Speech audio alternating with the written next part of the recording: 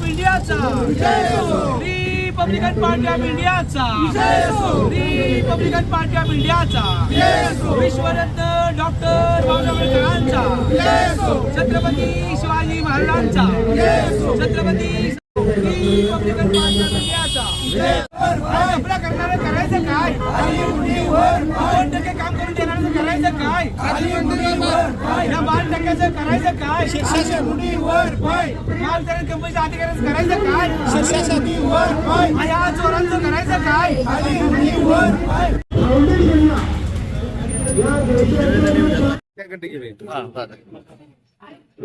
Me Somnath Dhotre Republican Party of India जिल्हाध्यक्ष। आज या ठिकाणी आम्ही धरणे आंदोलनाला बसलोय।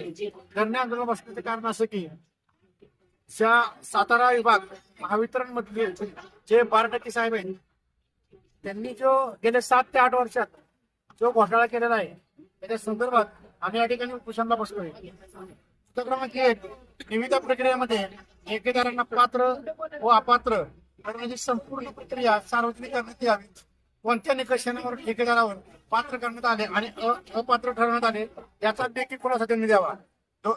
क्रमांक 2 विविध कामांचे वाटप करताना आर्थिक संबंध जोपासून विशिष्ट ठेकेदार लाभ देण्याची सखोल चौकशी करण्यात यावी।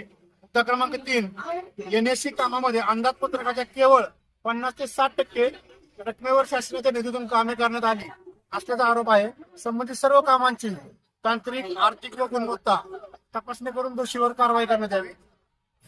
क्रमांक 4 बदलीस पात्र असलेल्या अभियंत्याच्या बदल्यामध्ये आर्थिक व्यवहार झाल्याची तक्रारीची चौकशी करून संबंधित अधिकारी व मध्यस्थी कोण आहेत त्यांच्यावर कारवाई करण्यात यावी। क्रमांक 5 प्रत्येक कामामध्ये अवैधरित्या पैशाची मागणी केली जात आहे अन्यथा ते जर पेमेंट दिलं नाही तर त्या ठिकाणी ते काम केलं जात नाही असे मुद्दे आहेत। आणि काही अधिकारी 5 ते 6 वर्ष 2 ते 3 वर्ष एका ठिकाणी असतात पण या ठिकाणी 7 ते 8 वर्ष आहेत। त्यामुळं एका ठिकाणी अधिकारी 7 ते 8 वर्ष कसं राहू शकतो या संदर्भात आम्हाला माहिती पाहिजे। आणि जर येणाऱ्या काळात हे सर्व गोष्टीचं आमचं आम्हाला माहिती दिली नाही किंवा आमचं काही समाधान केलं नाही तर आम्ही या ठिकाणी कमीत कमी आम्हाला न्याय भेटत नाही तोपर्यंत आम्ही आमचे महाराष्ट्राचे उपाध्यक्ष माननीय दादासाहेब ओवाळ यांच्या नेतृत्वाखाली इथे धरणे आंदोलन कायम आणि कंटिन्यू करणार।